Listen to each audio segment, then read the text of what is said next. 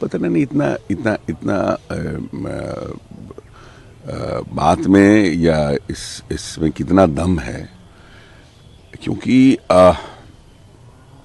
कांग्रेस के बारे में ये कहना कि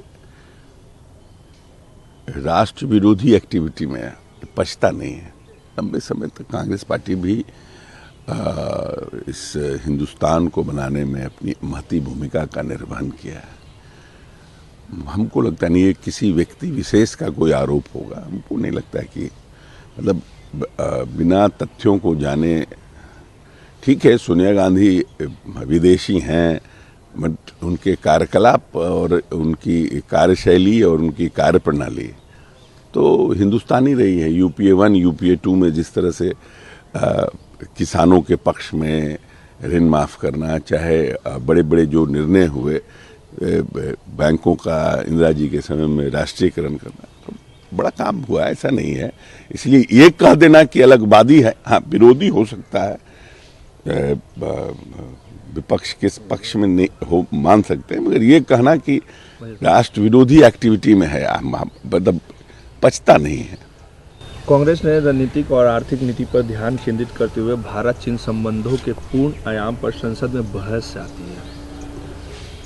वो ठीक है, उनकी भूमिका है, वो चाहती होंगी, लेकिन इसमें कहीं दो मत नहीं है कि मोदी जी के कार्यशैली से और कार्यप्रणाली से 10 नंबर से भारत विश्व का 5 नंबर की अर्थव्यवस्था बनी है।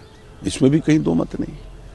प्रदर्शनकारी किसानों को हरियाणा सीमा पर फिर से आंसू गैस का सामना करना पड़ा है। देखिए, ये तो मैं बार बार कह रहा हूं ना कि किसानों का जो आंदोलन है, उस आंदोलन को बातचीत के जरिए खत्म किया जा सकता है। संघर्ष के जरिए खत्म करना तरीका ठीक नहीं है। आप राजधानी को घेर नहीं सकते हैं।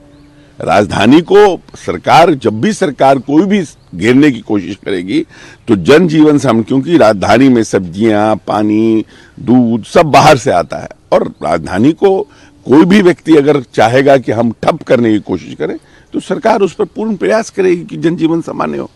इल्तिजा मुफ्ती ने हिंदुत्व को एक बीमारी बताया। भाजपा और कांग्रेस आमने सामने हैं और कह रही है कि ये कांग्रेस जिसके साथ गठबंधन में रहती है वो हिंदुत्व को गाली देती है, बीमारी बताती है और उसके साथ ही रहती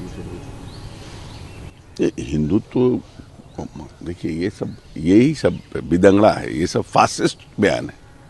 ये सब बयान नॉर्मल बयान नहीं है। ये देश में गंगा जमनी संस्कृति के साथ कोहेसिव एटमॉस्फेयर में भी देश आगे बढ़ सकता है। आप देश के मुसलमानों को डिमोरलाइज करके, गाली दे करके, यू कांट कीप देम।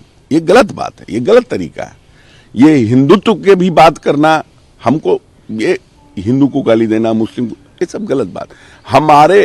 हमारा जो जिस हिंदुस्तान की हम परिकल्पना कर रहे हैं, जिस हिंदुस्तान को हम वापस बनाना चाहते हैं, जिस हिंदुस्तान को मोदी जी तीसरी बड़ी अर्थव्यवस्था, मतलब अमेरिका और चीन के बाद सबसे बड़ी अर्थव्यवस्था हिंदुस्तान को बनाना चाहते हैं, और उसके लिए प्रयास हो रहा सपना, उसमें ये सब एग्जिस्ट नहीं करता है। हिंदुज्म एग्जिस्ट नहीं करता है, मुस्लिम एग्जिस्ट नहीं करता, ये सब नहीं है, जात पात ये सब एग्जिस्ट नहीं करता है। अगर उसको लेकर के आप चाहते हैं कि हम हिंदुस्तान तीसरी अर्थव्यवस्था बन जाए, वो हिंदुस्तान कभी बन ही नहीं सकता। तो आपको कहीं ना कहीं ये क्राइटेरिया तो लेना पड़ेगा कि तीसरी बड़ी अर्थव्यवस्था बनाना है या हिंदू मुस्लिम करना है। ममता बनर्जी ने जिस तरीके से इंडिया ब्लॉक का नेतृत्व मांगा और कहा कि बंगाल से मैं इंडिया ब्लॉक के नेतृत्व करूंगी, उस पर तेजस्वी यादव ने कहा है कि अच्छी बात है, वो चाहती है, लेकिन इस पर जो गठबंधन के शीर्ष नेता है वो तय करेंगे तो ज़्यादा बेहतर है। नहीं तो उनका अपना मामला है, कौन करेगा ये सब। तो जो इंडिया गठबंधन के लोग हैं, वो तो हर कोई चाहता है ना कि इंडिया का कांग्रेस कमजोर हो, हम उसका, ये सब तो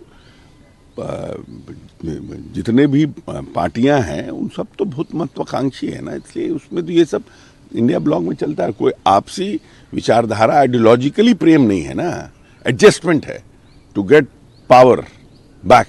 उन्होंने ये भी कहा कि मैं असंतुष्ट हूँ इस नेतृत्व से।